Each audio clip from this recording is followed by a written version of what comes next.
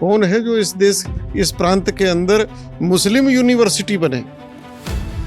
अरे एक मुस्लिम यूनिवर्सिटी के कारण देश के विभाजन का बीज डला।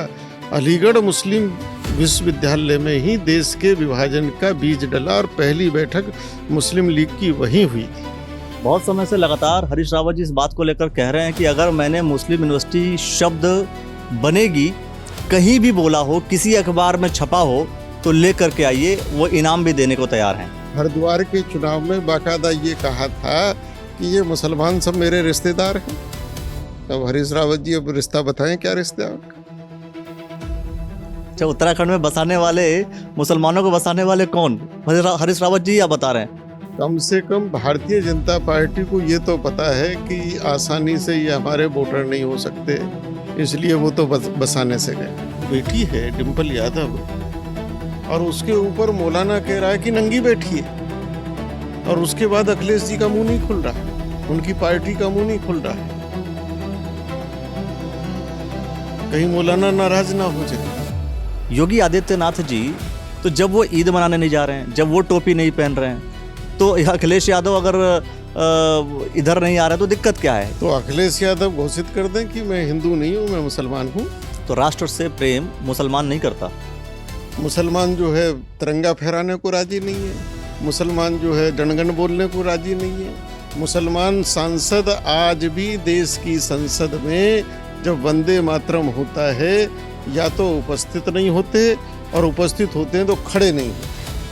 लेकिन अगर आप इंडिया गेट पर देखेंगे तो बहुत सारे स्वतंत्रता सेनानियों के, शहीदों के जो नाम हैं देश को आज़ाद कराने में, मुसलमानों के नाम हैं।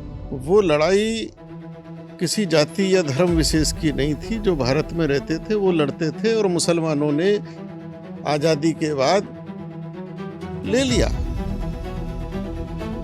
22% आबादी ने 30% भूभाग ले लिया। अगर उन्हें भारत से प्रेम होता तो अलग देश क्यों मांगते वो?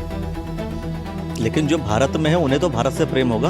अगर ये हिंदुस्तान से प्यार करें तो ये छांगुर जैसे राक्षस कहाँ से पैदा हो रहे हैं, क्यों हो रहे हैं? अब तो जिस विचारधारा की आप बात करते आ रहे हैं वही विचारधारा चल रही है 2014 से, वही विचारधारा चल रही है। भारतीय जनता पार्टी का शासन है तब से, बहुमत में सरकारें रह गई, फिर भी आप लोग हिंदू राष्ट्र घोषित नहीं करा पाए। आप एक सात्विक शक्ति चलेगी तो एक नकारात्मक शक्ति चलेगी, तो संघर्ष तो रहेगा। हाँ, ये सात्विक और नकारात्मक, आप कहीं राक्षस और सूर और असुर की बात तो नहीं कर रहे थे? निश्चित है, यही कर रहे हैं आप। सृष्टि के आरंभ से है। हाँ, और ये पूरे विश्व में है, केवल भारत में नहीं है। पार्टियों को लेकर के तो देवता और राक्षस आपके मन में नहीं है? देखिए, सभी पार्टी में अच्छे लोग भी हैं और बुरे लोग। मतलब भाजपा में देवता और राक्षस दोनों हैं? सब पार्टियों में, केवल भारतीय जनता पार्टी नहीं, कांग्रेस में भी। अब ये बात अलग है कि कुछ जगह देवत्य वृत्ति के लोग जाते हैं, हाँ, तो कुछ जगह असुर वृत्ति के लोग जाते हैं, और ये बात अलग। और असुर वृत्ति के लोग ज्यादा कहाँ हैं? अब ये तो आप ढूंढिए कहाँ है। कांग्रेस पार्टी अगर रिवर्ट कर जाएगी तो फिर आपका सपना या अन्य जो महात्मा हैं, साधु हैं, उनकी जो इच्छाएं हैं वो धरी धरी रह जाएंगी। हमारी तो सीधी मांग है कि इस देश के अंदर जनसंख्या का सख्त कानून बनना चाहिए। लेकिन वही तो मैं ये राष्ट्र की मांग है। लेकिन समस्या ये तो मैं कह रहा हूँ कि जब 2 बार पूर्ण बहुमत की सरकार बने उस वक्त नहीं बन पाई, अब तो अगली बार हो सकता है कि और सीटें कम हो जाए। अगली बार ये बनाएंगे तो जनता इनका साथ देगी, अगर नहीं बनाएंगे तो जनता साथ देने वाली नहीं। अब तक के मुख्यमंत्री जितने भी रहे उत्तराखंड में, सबसे अधिक आपके लिए सर्वश्रेष्ठ कौन है? सबसे अधिक सर्वश्रेष्ठ? हम ही किसी वर्ग विषय की बात नहीं कर रहे हैं। क्यों? अगर वो अवैध मदरसों को तोड़ने की बात कर रहे हैं, अवैध मज़ारों को तोड़ने की बात कर रहे हैं, तो अवैध तो किसी का घर भी बना होगा वो भी टूटना चाहिए, उसके साथ ही अवैध शब्द है। लेकिन मंदिरों को तो, मंदिर अगर कहीं बना हुआ है, कहीं रास्ते में बना हुआ, वो नहीं हम तो कहते हैं कार्रवाई होनी चाहिए। हम कब मना कर रहे हैं?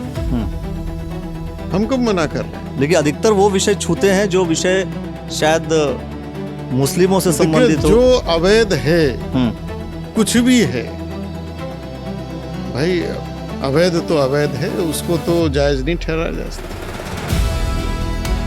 दोस्तों आप सभी को नमस्कार। मेरा नाम अखिलेश है और आप देख रहे हैं द न्यूज़ वाला नेटवर्क। आज का ये जो पॉडकास्ट है ये बहुत ही डिफरेंट होने वाला है। डिफरेंट का जो वजह है वो ये कि जो हमारे साथ शख्सियत बैठे हुए हैं उन्हें हम मतलब कहें क्या, साधु संत बोलें, सन्यासी बोलें, राजनीतिज्ञ बोलें या अखाड़ा, चूंकि अखाड़ा से संबंध है तो वो उनका संबंध हम किसी अखाड़े से करें, लेकिन अखाड़ा कौन सा, वो राजनीतिक अखाड़ा बोलें या धर्म का अखाड़ा बोले, क्या है क्या चीज़ नहीं है, सभी चीज़ों को लेकर के आज हम बात करेंगे। आज हमारे साथ हमारे जो मेहमान हैं वो स्वामी यतीन्द्रानंद गिरी जी हैं। आपका हम बहुत बहुत स्वागत करते हैं। महामंडलेश्वर हैं आप जूना अखाड़ा के। तो जी स्वागत के साथ साथ सबसे पहला जो सवाल है मेरा वो ये कि चूंकि आपकी जर्नी को लेकर के हम बात करें, पूरी यात्रा को लेकर के बात करें, जब हम जन्म लेते हैं तो इसके बाद माँ बाप की अलग इच्छाएं होती हैं और कहीं ना कहीं हमारा जो परिवेश है, परिवार है, समाज है, वो ये चाहता है कि हमारा बेटा आगे बढ़ कर के सिर्फ और सिर्फ मतलब वही है कि सर जॉब करे, कुछ जीवन अलग तरीके से, वही जो सामाजिक जीवन है, गृहस्थ जीवन अपनाए, सब कुछ करे। मैं सर्वप्रथम तो आपके इस चैनल के माध्यम से सबको शुभकामनाएं देता हूं। आज कल और आज 2 दिन जन्माष्टमी का पावन पर्व और हमारे देश की आज़ादी का पर्व भी बीता है। आपके प्रश्न बहुत अपने आप में बहुत सुंदर है और मुझे एक इस संदर्भ में एक प्रसंग मुझे ध्यान आ रहा है जी। एक परिवार में रिश्तेदार आए हुए थे, कोई पारिवारिक फंक्शन था, उनका एक छोटा बालक था। तो सब लोग बालक से पूछ रहे थे, उस बालक को पूछा कि तुम क्या बनना चाहते हो पढ़ लिख कर। जी। उस बालक ने बड़ा सुंदर उत्तर दिया, बोले मेरे मामा जी एडवोकेट हैं। वो जब भी आते हैं तो वो कहते हैं तुझे एडवोकेट बनना है, वकील बनना है, बड़ा नामी। मेरे फूफा जी डॉक्टर हैं, वो जब भी आते हैं तो कहते हैं तुझे डॉक्टर बनना है। मेरे मौसा जी वो इंजीनियर हैं, जब भी आते हैं कि इंजीनियर बनना है तेरे को, बढ़िया वाला इंजीनियर बनना है। तो उन्होंने पूछा कि ये तो छोड़ो, लेकिन तुम क्या बनना चाहते हो? बोले यही समस्या है कि मुझसे कोई नहीं पूछता कि तू क्या बनना चाहता है। करेक्ट। तो आज वास्तव में जब कोई जन्म लेता है तो प्रकृति यानी नियति उसको जन्म देती है और जन्म देते ही उसकी नियति भी प्रकृति ने सुनिश्चित कर दी है कि उसको क्या बनना है और क्या करना है। तो मैं इस प्रश्न के संदर्भ में एक बात जरूर कहूंगा कि स्कूलिंग जो होती है, प्राइमरी एजुकेशन, जी, पूरे दुनिया में होना चाहिए और विशेषकर हमारे भारत देश में यह होना चाहिए कि प्राइमरी एजुकेशन जिसमें अक्षर ज्ञान है और सामान्य चीजें हैं, यहाँ तक सब कॉमन होना चाहिए। लेकिन उसके बाद जो हमारी प्राचीन गुरुकुल विधा थी कि यह देखा जाता था कि बच्चे के अंदर नैसर्गिक गुण क्या है, उसके अंदर कौन सी कला काम कर रही है। जो 64 कलाएं होती थी जिसको आज और हमारे प्रधानमंत्री जी भी काफी उसके बारे में बोलते हैं, कौशल विकास। जी। तो फिर उसके अंदर जो नैसर्गिक कला, नैसर्गिक गुण होता था, उसको लेकर फिर उसको स्कूल से कॉलेज की ओर मोड़ना चाहिए। जबरदस्ती ये जो चलन है ये नहीं होना चाहिए, क्योंकि बालक की प्रवृत्ति क्या है और वो कर क्या रहा है। जैसे अगर हम राजनीति में देखें तो आज राहुल गांधी हैं, उनकी प्रकृति राजनीति नहीं है, वो राजनीति के लायक बना भी नहीं है, लेकिन उससे जबरदस्ती राजनीति करवाई जा रही है तो हंसी होती है। मैं भी राहुल गांधी पर भी आऊँगा, नरेंद्र मोदी जी पर भी आऊँगा। अभी जो मैंने सवाल किया, मेरा सवाल ये है कि चूंकि आपने कहा नैसर्गिक जो है गुण होता है या उसके अनुसार ही अपने जीवन में ये तय करना चाहिए कि हमें किस क्षेत्र में जाना है, किस क्षेत्र में नहीं जाना। आपने तय किया था या आपको किसी ने कहा था कि आप इसी फील्ड में जाइए, या आपका ऐसा माहौल बन गया था, परिवेश ऐसा बन गया था? जो आध्यात्मिकता है जी। ये जन्म के समय संस्कार के रूप में आती है, जो जन्म जन्म के संस्कार हैं। अगर कोई आध्यात्मिक, क्योंकि आध्यात्मिक होना ये कोई सामान्य स्थिति नहीं है, हर कोई नहीं हो सकता है। जी। ये एक लंबी प्रक्रिया है, अनेक जन्मों के संस्कार जब साथ चलते हैं तो नए जन्म में वो संस्कार आते हैं, और वो संस्कार कई बार तो जन्मने के साथ साथ फलीभूत होते हैं, जैसे आद्य जगत गुरु शंकराचार्य जी में थे। हम्म। कई बार घटनाएं, परिस्थिति या जिस गुरु के साथ उसका जीवन जुड़ा है, उस गुरु से कहीं ना कहीं उनका पुनर्मिलन हो जाए, मैं उसी घटना के बारे में जानना चाहता हूँ। पुनर्मिलन हो जाए जी। तो वो फलीभूत हो जाते हैं। जैसे गौतम बुद्ध के जीवन में घटनाएं आई, करेक्ट। और घटनाएं आते ही वो एकदम मुड़ गए। हम्म। कई बार गुरु जो होता है, क्योंकि जीवन में, हर जीवन में जब हम एक शरीर से दूसरे शरीर में जाते हैं तो भौतिक सब कुछ बदलता है, माता भी बदलती है, पिता भी बदलते हैं, भाई बंधु सब कुछ बदलता है, लेकिन दो संबंध नहीं बदलते, एक तो गुरु का और एक परमात्मा का। वह शाश्वत संबंध है। तो ये गुरु और शिष्य के संबंध की यात्रा तब तक चलती है जब तक जीव कहीं ना कहीं इस मनोमय कोश को भी त्याग कर परमात्मा में ही जब समाहित जब तक ना हो जाए। तो हमारे यहाँ महर्षि अरविंद हुए, तो महर्षि अरविंद न जाने कितने जन्मों के योगी थे, और फ्रांस में बैठी श्री माँ, उसको स्वप्न आता है, वो कभी अरविंद को मिली भी नहीं इस जन्म में, और कहती है, और वो खोजती यहाँ तक आई और फिर अरविंद को समर्पित हो गई। तो ये जो आध्यात्मिकता है ये बड़ी विलक्षण है।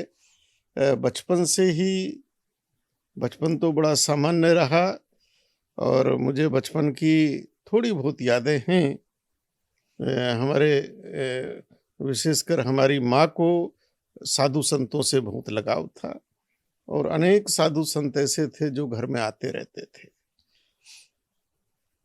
तो धीरे धीरे सामाजिकता की ओर गए, और सामाजिकता में जाने के बाद एक लंबा समय राष्ट्रीय स्वयंसेवक संघ में, एक राष्ट्रवादी संगठन है। बीएससी भी किया था आपने?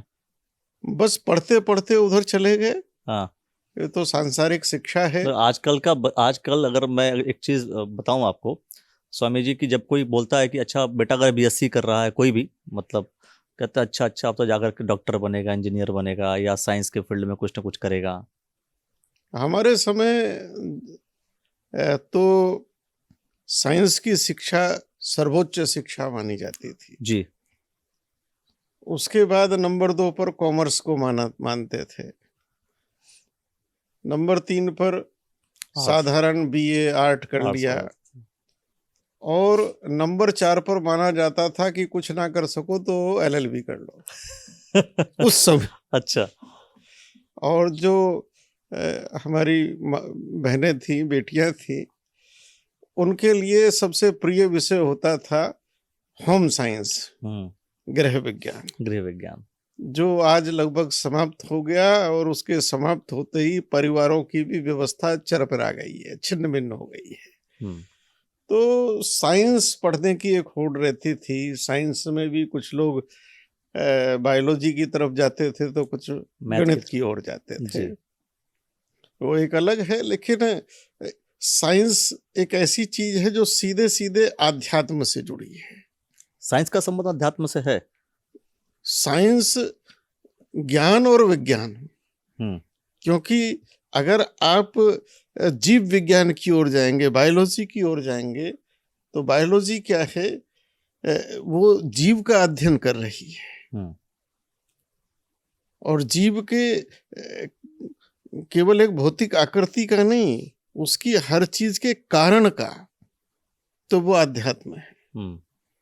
और जो भौतिक विज्ञान है, भौतिक विज्ञान तो सीधा अणु और परमाणु की बात करता है, तो ये तो सीधे सीधे आध्यात्म से जुड़े हुए हैं। और आज का जो विज्ञान है वो भी कहीं ना कहीं वेदों का आश्रय लेता है।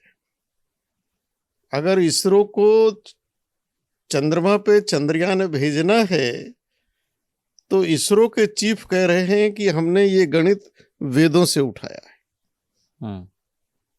तो साइंस और विज्ञान ये एक ही सिक्के के दो पहलू हैं। जो व्यक्त हो गया वो विज्ञान है और जो व्यक्त नहीं हो पा रहा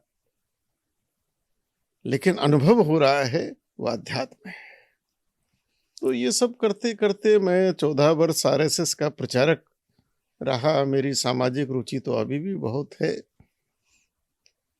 लेकिन प्रचारक रहते रहते मेरी अंदर की जो आध्यात्मिकता थी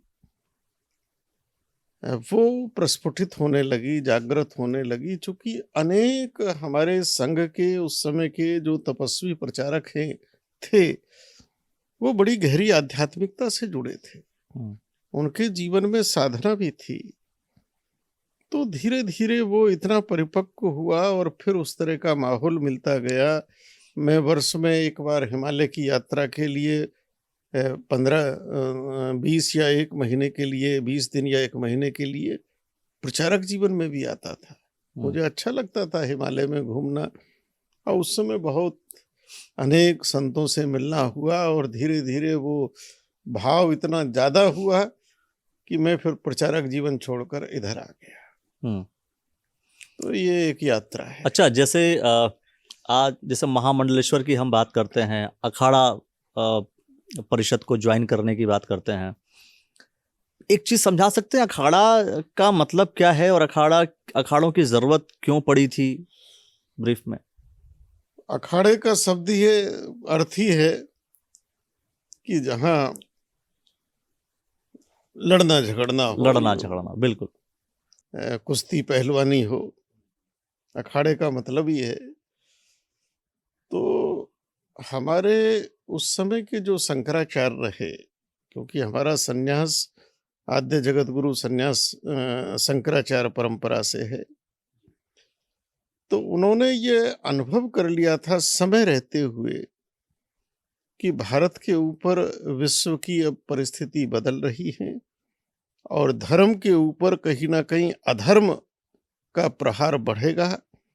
जो विधर्मी लोग हैं वो भारत के ऊपर आक्रमण करेंगे और भारत की सांस्कृतिक और धार्मिक जो चेतना के केंद्र हैं वो उनको टारगेट करेंगे। इसलिए मंदिर तोड़े गए, धर्म ग्रंथ जलाए गए, जो हमारे गुरुकुल थे वो नष्ट करे गए, नालंदा में के पुस्तकालय में आग लगाई गई, धार्मिक स्थलों पे हमले हुए। तो उन्होंने समय रहते हुए अखाड़ों की रचना की। हमारे यहाँ धार्मिक व्यवस्था में भी अनेक पंथ संप्रदाय हैं। तो हम लोग संन्यास परंपरा से हैं, कुछ उदासीन परंपरा में होते हैं, कुछ निर्मले परंपरा में, कुछ वैष्णव वैरागी में होते हैं। तो अगर संन्यास परंपरा में जाएंगे तो आपको अखाड़े मिलेंगे और वैष्णव परंपरा में जाएंगे तो वहाँ छावनियाँ मिलेंगी। अगर अयोध्या में जाएंगे छोटी छावनी, बड़ी छावनी, मणि रामदास छावनी। तो छावनी का अर्थ ही यह है कि जो सेना का एक स्वरूप है। तो अखाड़े धार्मिक सेना के रूप में स्थापित किए गए और उन अखाड़ों में शस्त्र और शास्त्र दोनों का अध्ययन प्रशिक्षण होता था कि शास्त्र से धर्म और अध्यात्म इसको रक्षित करना और शस्त्र से समाज की रक्षा करना और धर्म की भी रक्षा करना। मतलब मुख्य उद्देश्य यही था कि जो भी हाँ विधर्मी आपने शब्द इस्तेमाल किया हाँ, कि विधर्मी है या कोई तो भी ये आक्रमण एक कर रहा है तो सेना थी और अनेक युद्ध भारत में हमारे नागा सन्यासियों ने लड़े हैं। लाखों की संख्या में उनके बलिदान भी हुए हैं उन आक्रमणों में। तो इनका गठन सेना के रूप में हुआ और जैसे सेना में विभिन्न रेजिमेंट होते हैं, गोरखा रेजिमेंट है, असम राइफल है, तरह तरह के हैं, तो ऐसे ही अलग अलग अखाड़े हैं। उन अखाड़ों के अलग अलग देवता हैं, उनकी अलग अलग ध्वजाएं हैं, उनके अलग अलग चिन्ह हैं, लेकिन ये सब मिलाकर एक सेना है। एक धार्मिक सेना के रूप में इनका उस समय विकास हुआ है। जितने अखाड़े बने हैं हर अखाड़े के महामंडलेश्वर अलग अलग। हाँ, सबके महामंडलेश्वर बेसिकली केवल सन्यास में होते थे और सन्यासियों के भी जो 7 अखाड़े हैं उसमें से 6 अखाड़े में ही महामंडलेश्वर होते थे और उन 6 में भी 3 जो प्रमुख हैं, जूना अखाड़ा, महानिर्वाणी अखाड़ा और निरंजनी अखाड़ा, इन्हीं में महामंडलेश्वर होते थे। अग्नि अखाड़े में महामंडलेश्वर नहीं होता, चूंकि वहां सन्यासी नहीं होते, वहां केवल ब्रह्मचारी होते हैं। तो केवल इन 3 अखाड़ों में ही महामंडलेश्वर की परंपरा थी। आपने कहा कि अग्नि अखाड़े में महामंडलेश्वर नहीं होते। मैं 2 सवाल करूंगा, एक सन्यास और ब्रह्मचर्य, दोनों में अंतर, मूलभूत अंतर कम शब्दों में कैसे बताएंगे आप? मतलब क्या है बेसिकली? संन्यास लेने से पहले जिसको संन्यास में जाना है उसको नैष्टिक ब्रह्मचारी की दीक्षा दी जाती थी और 12 वर्ष तक वो नैष्टिक ब्रह्मचारी रहता था। तो उसके बाद फिर संन्यास में जाता था। संन्यास में जाने के बाद शिखा और सूत्र का त्याग है, अग्नि का त्याग है। तो सन्यासियों का संस्कार कौन करेगा? तो सन्यासियों के संस्कार के लिए अग्नि अखाड़ा बनाया गया और इसलिए अग्नि अखाड़ा में सन्यासी नहीं रखे गए, क्योंकि सन्यासी सन्यासी का संस्कार नहीं कर सकता, तो ब्रह्मचारी ही करेगा। और सन्यासी ने चूंकि सन्यास ले लिया है, इसलिए जो उसका पूर्व आश्रम है, जिस परिवार से वो आया है, उस परिवार को भी वो अधिकार नहीं रह जाता। तो उसके लिए अग्नि अखाड़ा था। और अगर आप भारत में अग्नि अखाड़ों के स्थान देखोगे तो लगभग लगभग जहाँ जहाँ सन्यासियों को समाधि या जल समाधि या भू समाधि दी जाती थी, वहाँ वहाँ अग्नि अखाड़ों के स्थान होते थे। आचार्य महामंडलेश्वर कैलाशानंद जी हैं, तो वो कैसे आचार्य महामंडलेश्वर बने? कुछ पहले अग्नि अखाड़े में थे वो शायद। पहले जो है ये जो अखाड़ों में संस्कार होता है, किसी का पट्टाभिषेक होना है, कोई नागा संन्यास में जाएगा, तो संस्कार कौन कराएगा? तो पहले शंकराचार्य कराते थे। बाद में अखाड़ों से शंकराचार्यों का मतभेद हुआ, क्योंकि शंकराचार्य आज भी थोड़ा ब्राह्मणवादी हैं और उनका था कि हम ब्राह्मण के अतिरिक्त किसी का संस्कार नहीं करेंगे, किसी को भी दीक्षा संन्यास की नहीं देंगे। लेकिन अखाड़े का तर्क था कि हम समस्त सनातन हिंदू समाज के हैं और हमको सबको लेकर चलना है। तो इस मतभेद के बाद अखाड़ों ने अपने महामंडलेश्वर बनाए और उन महामंडलेश्वरों में से फिर ये हुआ कि प्रत्येक अखाड़ा एक आचार्य रखेगा। प्रत्येक अखाड़ा हाँ, एक आचार्य रखे। तो हर एक अखाड़े का एक आचार्य होता है और उसके बाद महामंडलेश्वर उसमें होते हैं। तो सन्यासी जो हैं, दो प्रकार के सन्यास की व्यवस्था है। एक तो नागा परंपरा से जो सन्यास लेते हैं, कुंभ में उसकी दीक्षा होती है, और वो दीक्षा भी अपने आप में बड़ी विलक्षण होती है। तो जिसने नागा परंपरा से सन्यास लिया है, वो अखाड़े की निधि अखाड़ा नहीं छोड़ सकता। लेकिन जिसने सामान्य पद्धति से सन्यास लिया है, तो वो किसी भी अखाड़े में जा सकता है। जैसे हमारे पूज्य गुरुदेव निरंजनी अखाड़ा में थे, स्वामी सत्यमित्रानंद गिरी जी। हम उनके दोनों शिष्य अवधेशानंद और हम जूना में हैं। हमारे ही एक गुरु भाई हैं अखिलेश्वरानंद, वो भी, और महामंडलेश्वर है, वो निरंजनी में है। ललितानंद जी भी निरंजनी में है। तो हम किसी भी अखाड़े में जा सकते हैं। और कई बार अखाड़े को जब आवश्यकता होती है, जो छोटे अखाड़े विशेषकर थे या किसी स्थान के लिए, तो अखाड़े किसी दूसरे अखाड़े से सन्यासी को जैसे गोद लिया जाता है, इस प्रकार से गोद ले सकते हैं और लिए गए हैं। तो अ, अगर वो नागा परंपरा का सन्यासी है, तो फिर भी वो सन्यासी उसी गोद में जाने के बाद भी उसी अखाड़े का रहेगा जिस अखाड़े में नागा परंपरा से उसने शुरुआत की है। तो उसी व्यवस्था से अवधेशानंद जी निरंजनी से आए, हम निरंजनी से आए। ऐसे ही कैलासानंद जी ने तो सन्यास सीधे सीधे ही निरंजनी में लिया है, क्योंकि उससे पहले वो ब्रह्मचारी थे। अब वो कहीं भी सन्यासी ले सकते, हाँ, उससे पहले वो ब्रह्मचारी थे और कहीं भी सन्यास ले सकते थे। तो उन्होंने तो सीधे सीधे सन्यासी ही निरंजनी में लिया है। चलिए ठीक है, थोड़ा सा हम अलग, अब आपने कहा बात करते हुए कि 14 वर्ष जो है आप आरएसएस में रहे।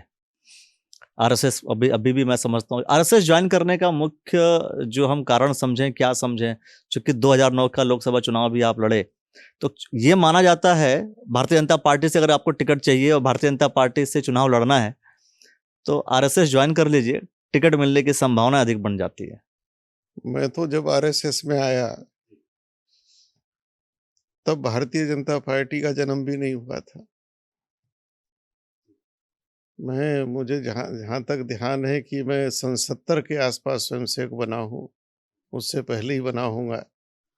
तब तो भारतीय जनता पार्टी का जन्म भी नहीं था, और उस समय जनसंघ था।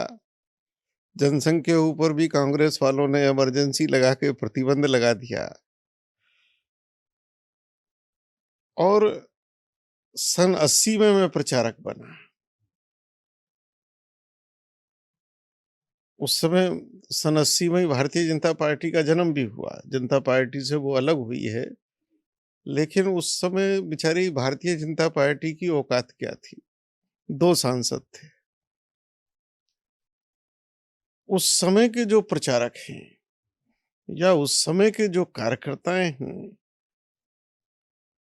उन्होंने जो तप किया है, तपस्या की है, भूखे रह कर संघ का काम किया है, 2 जोड़ी कपड़ों में आधा जीवन निकाल दिया, जंगल जंगल घूमे, गांव गांव घूमे, तो उनकी तपस्या का आज फल है। वो फल स्वाभाविक रूप से है कि कुछ लोगों को प्राप्त होना भी चाहिए, हो भी रहा है।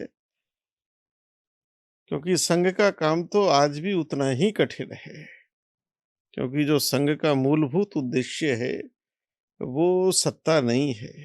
संघ का उद्देश्य सत्ता नहीं है। न, संघ का मूलभूत उद्देश्य ये है कि समाज की संरचना और समाज की सोच, इसमें परिवर्तन हो। लेकिन अधिकतर लोग ये मानते हैं कि आरएसएस भारतीय जनता पार्टी को चलाती है।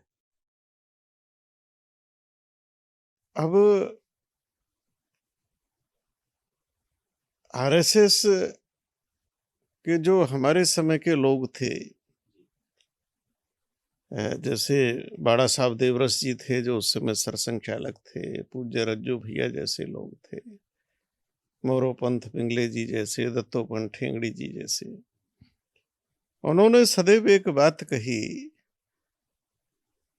कि राजनीति दलों में अगर हमारे विचारों के कोई सबसे निकट है तो भारतीय जनता पार्टी है।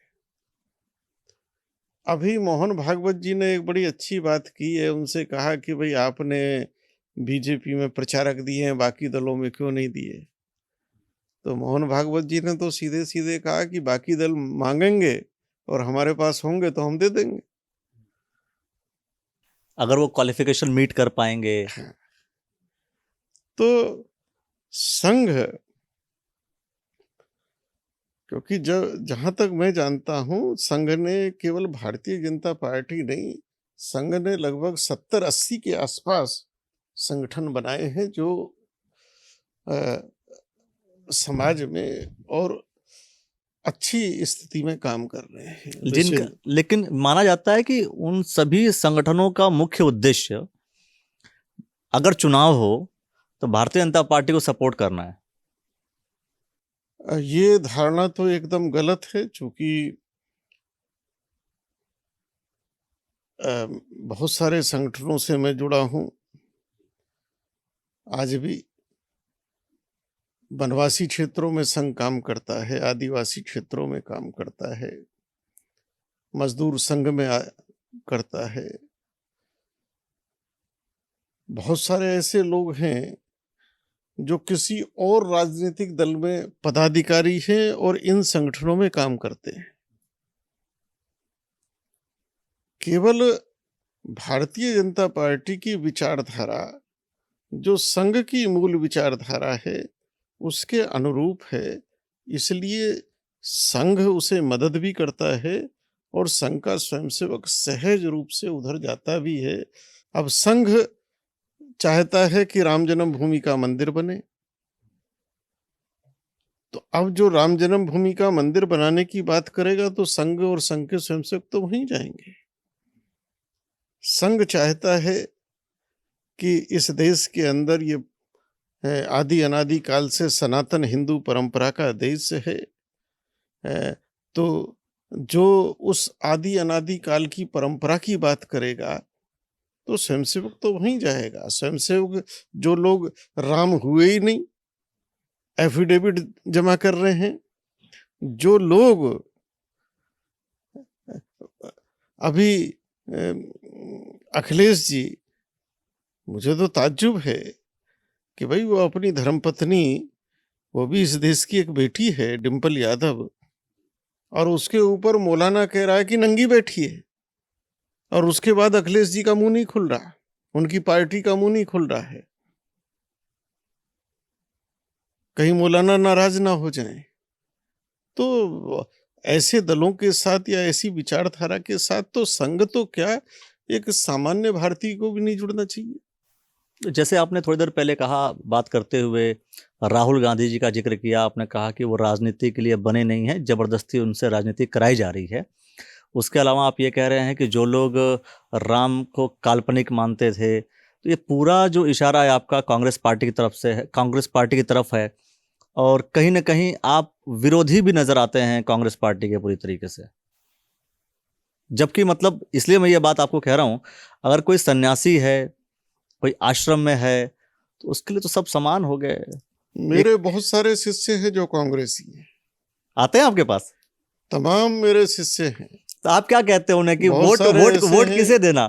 जो कांग्रेस में है और आपके पास आता है, आप क्या कहते हैं उन्हें? हम एक ही बात कहते हैं कि जहां धर्म है और राष्ट्र है वहां तुम मत करके आओ, मतदान करके आओ। तो कोई आपकी बात मानता होगा इस मामले में? अब माने चाहे ना माने, क्योंकि राजनीति में मैं उनको राजनीतिक शिक्षा नहीं देता, मैं तो उनको धार्मिक आध्यात्मिक देता हूँ और ये मेरा काम है। लेकिन गोल गोल घुमा करके एंड तो वहीं जाता होगा, अंत तो वही होता होगा कि बेटा तुम जाओ और जा करके भारतीय जनता पार्टी को वोट दे करके चले आओ। कई ऐसे लोग हैं हमारे शिष्य जो अन्य पार्टी से चुनाव लड़ते हैं, तो हमारा जो लोगों से अटैचमेंट है संत का, संत का अटैचमेंट राजनीतिक नहीं होता, धार्मिक और आध्यात्मिक होता है। तो ये जो आप पार्टी चयन करते हैं या पार्टी के खिलाफ बोलते हैं, दोनों बातें मैं कह रहा हूं, तो ये धर्म के आधार पर बोलते हैं आप? अगर राहुल गांधी आपको अच्छा नहीं लग रहा है, मान लीजिए आप मानते हैं राहुल गांधी राजनीति के लिए बने नहीं है, आप मानते हैं कि कांग्रेस पार्टी जो है राम को काल्पनिक बता रही है, तो ये तो एक धारणा सिद्ध हो जा रही है, सेट हो जा रही है ना आपकी। राम को काल्पनिक बता रही है जी, जो राम के, क्योंकि इस देश का प्राण राम है जी। अब आप बताइए, मैं आपसे पूछता हूं कि अभी रक्षाबंधन गया है, पूरा भारत मनाता है, आप मुझे एक भी फोटो दिखा दीजिए कि जहां राहुल गांधी और प्रियंका दोनों भाई बहन रक्षाबंधन मना रहे हो। एक फोटो वायरल हुई थी, अब पता नहीं कौन सी वायरल हुई थी, कहीं एआई से बना दी होगी। मतलब आप विश्वास नहीं करेंगे उनकी फोटो दिख जाए तब पर भी। किसी भी पर्व पर अखिलेश जी यदुवंशी हैं जी, जन्माष्टमी आई है, उनकी तरफ से जन्माष्टमी की शुभकामना नहीं आ रही है। मुहर्रम की और ईद की तो वो टोपी लगा के पहुंच जा रहे हैं, तो हमें आपत्ति वहां पहुंचने में नहीं है, हमें आपत्ति यहाँ है कि जहां अपना सनातन का है, भारतीयता का है, तो वहां क्यों मौन हो जाते हैं। चलिए उसी पर मैं आता हूं और वहीं जाता हूं। मैं उत्तर प्रदेश से चलता हूं। योगी आदित्यनाथ जी एक इंटरव्यू दे रहे थे, उन्होंने इंटरव्यू में एक बात कहा उन्होंने कि मैं रक्षाबंधन मनाता हूं, मैं सारे राम पाठ करता हूं, सारे काम करते हैं, हिंदू धर्म के हर एक चीज को अपनाते हैं, लेकिन वो जो है ईद मनाने नहीं जाते। तो जब वो ईद मनाने नहीं जा रहे हैं, जब वो टोपी नहीं पहन रहे हैं, तो अखिलेश यादव अगर इधर नहीं आ रहा है तो दिक्कत क्या है? ये तो ऐसा कहीं ना कहीं तो अखिलेश यादव घोषित कर दें कि मैं हिंदू नहीं हूं, मैं मुसलमान हूं, हमें कोई आपत्ति नहीं होगी। और ये तो बात हम खुद कहते हैं कि ये जो सर्वधर्म संभाव की बातें वो तो सभी को करना चाहिए ना। फिर तो ऐसे कंडीशन में आदित्यनाथ जी को भी जाना चाहिए। नहीं, क्यों जाएं? मैं तो इसका पक्षधर नहीं हूं, मैं तो कहता हूं कि ईद मुसलमानों का त्योहार है, मुसलमान मनाएं। ठीक है। होली हिंदुओं का त्योहार है, हिंदू मनाएं। ये जो एक दूसरे में घालमाल दिखाने के लिए है, बस यही गड़बड़ है। ये गड़बड़ है। ये आपको नहीं लगता कि ये गड़बड़ नहीं है बल्कि प्रेम सद्भाव है? इसमें अगर कोई ये वसुदेव कुटुंबकम की हम बात करते हैं, इसमें कोई प्रेम वसुदेव कुटुंबकम की हम बात करते हैं। आप कुछ भी कहते रहें, नहीं, मैं नहीं, धर्म कहता है, शास्त्र कहता है, इसकी बात ही करता है। देखिए हमारे यहाँ भी इस धरा पे जितने भी लोग हैं सभी हमारे भाई बहन है, जब हम ये मानते हैं और हिंदू शास्त्र में पढ़ाया भी जाता है हमारे यहाँ भी, इसको स्वीकार करने में क्या दिक्कत है? हमें कोई दिक्कत नहीं है। हम तो जब मजार के सामने जाते हैं शीश झुका देते हैं। आप भी झुकाते हैं? मस्जिद के सामने जाते हैं तो उसको भी हम अच्छा मानते हैं, लेकिन किसी मुसलमान से मंदिर के सामने शीश झुकवा के देखो आप। सर्वधर्म केवल संभाव हमारे लिए है क्या? ये खिलौना हमारे लिए बना है क्या? लेकिन सबके लिए क्यों नहीं बना है? तो फिर तो किताब हमारी गलत हो जाएगी इस कंडीशन में। फिर हमें सिखाया गलत जा रहा है। हमें पढ़ा देना चाहिए साफ साफ कि नहीं भाई, तुम हिंदू हो और तुम्हें सिर्फ हिंदुत्व का ही पालन करना है, बाकी सभी लोग जो है अलग ही हैं। बिल्कुल, हमको एकदम सही पढ़ाया जा रहा है, गलत तो उनको पढ़ाया जा रहा है। उनको क्या गलत पढ़ाया जा रहा है? जो कहते हैं कि जो इस्लाम को स्वीकार नहीं करता वो काफिर है और उसे तड़फा के मार देना चाहिए। जो कहते हैं, जो इंसानियत की बात नहीं करते। राष्ट्रीय स्वयंसेवक संघ हिंदुत्व की परिभाषा बोलता है और राष्ट्रीय स्वयंसेवक संघ ने एक नहीं अनेक बार कहा है, जो इस राष्ट्र से प्रेम करता है, जो इस राष्ट्र की नदियों को नमस्कार करता है, जो हिमालय में देवता का दर्शन करता है, जो इस राष्ट्र के महापुरुषों को, जिन्होंने इस राष्ट्र को कुछ दिया है, उनको श्रद्धा पूर्वक नमन करता है वह हिंदू है।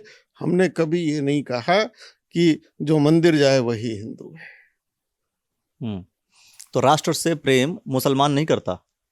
मुसलमान जो है तिरंगा फहराने को राजी नहीं है, मुसलमान जो है जनगण बोलने को राजी नहीं है। मुसलमान सांसद आज भी देश की संसद में जब वंदे मातरम होता है या तो उपस्थित नहीं होते और उपस्थित होते हैं तो खड़े नहीं होते। लेकिन अगर आप इंडिया गेट पर देखेंगे तो बहुत सारे स्वतंत्रता सेनानियों के, शहीदों के जो नाम हैं देश को आजाद कराने में, मुसलमानों के नाम हैं। इंडिया गेट पर है ये। उससे क्योंकि जो अंग्रेजों के खिलाफ लड़ाई थी वो लड़ाई किसी जाति या धर्म विशेष की नहीं थी। जो भारत में रहते थे वो लड़ते थे और मुसलमानों ने आजादी के बाद ले लिया। 22% आबादी ने 30% भूभाग ले लिया। अगर उन्हें भारत से प्रेम होता तो अलग देश क्यों मांगते वो? लेकिन जो भारत में है उन्हें तो भारत से प्रेम होगा। उन्हें भारत से प्रेम नहीं है, उन्होंने विरोध क्यों नहीं करा? तो सर मतलब अब क्या है, अगर मान लीजिए आप और 22% भूमि को, वो आबादी को 30% हिस्सा दिया गया। आज बांग्लादेश में क्या हो रहा है खुलेआम? क्या वो सर्वधर्म संभाव है? 23% हिंदू पाकिस्तान में था, आज 1% रह गया। क्या वो सर्वधर्म संभाव है? क्या इसका ठेका हिंदुओं ने ले रखा है? तो देश का विभाजन कौन सी समस्या के लिए, समाधान के लिए हुआ? और जिस समस्या के समाधान के लिए हुआ, क्या वो समस्या का समाधान हो गया?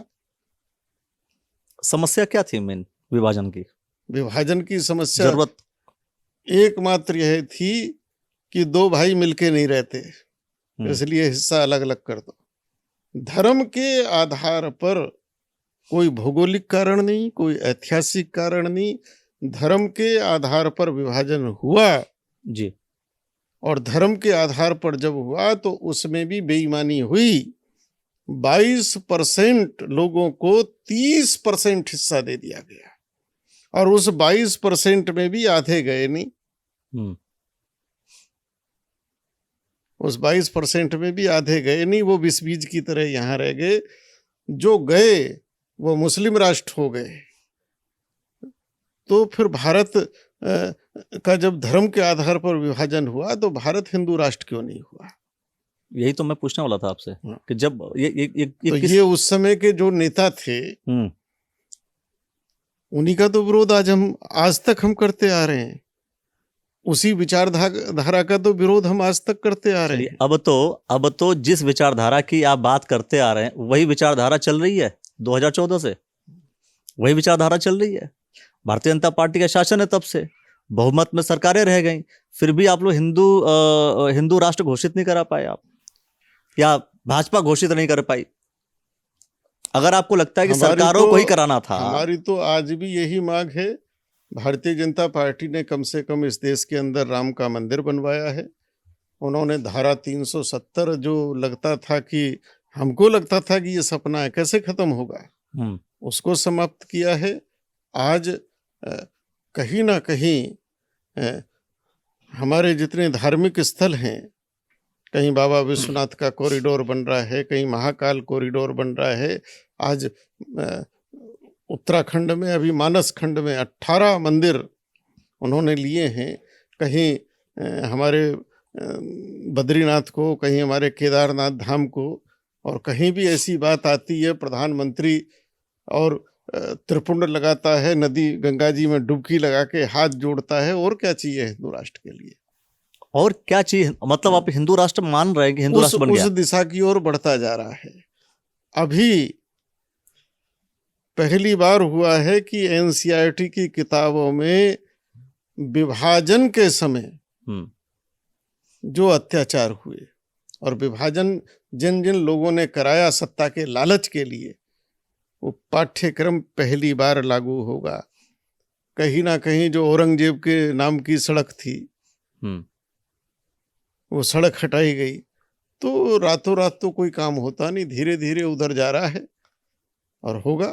आपको नहीं लगता कि इतना धीरे धीरे इतना धीरे हो रहा है कि फिर कांग्रेस पार्टी अगर रिवर्ट कर जाएगी तो फिर आपका सपना या अन्य जो महात्मा हैं, साधु हैं, उनकी जो इच्छाएं हैं वो धरी धरी रह जाएंगी? देखो, संत लोग जिस दिन बिगुल फूकेंगे हाँ, इस देश में वही होगा जो राम चाहेंगे। अब मैं तो जिसने राम का साथ दिया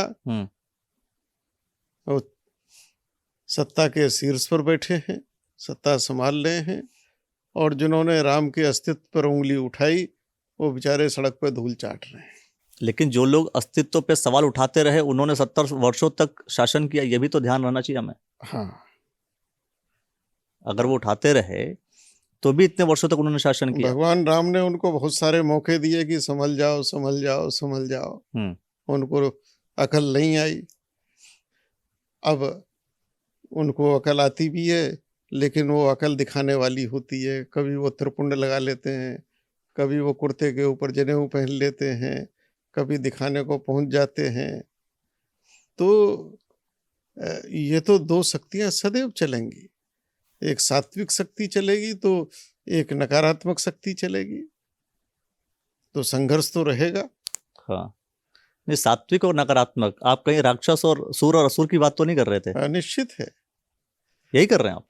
सृष्टि के आरंभ से है।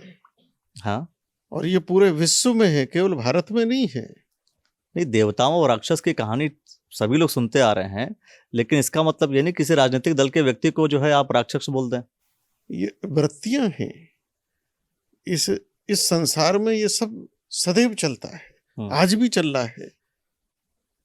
ये वृत्तियां काम करती हैं, किसी दूसरे देश पर जबरदस्ती हमला कर देना, दूसरे देश के संसाधनों को जबरदस्ती कब्जा लेना, ये कौन सी वृत्ति है? अब देखिए, आतंकवाद को हम क्या कहेंगे, अलगाववाद को हम क्या कहेंगे, हमास को हम क्या कहेंगे, अलकायदा को हम क्या कहेंगे, लश्कर ए तोयबा को हम क्या कहेंगे? तो ये एक मानसिकता है, और ये मानसिकता सृष्टि के आरंभ से ही संसार में है।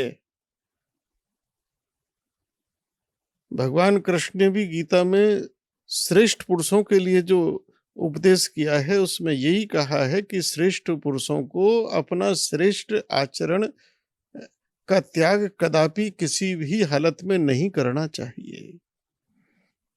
आज राजनीतिक दल हैं, वो केवल वोट के लालच में, सत्ता के सुख को पाने के लिए, वो आने वाले भविष्य को भी नहीं देख रहे कि हम अपने आने वाले भविष्य में अपनी ही संतानों को क्या छोड़कर जाएंगे।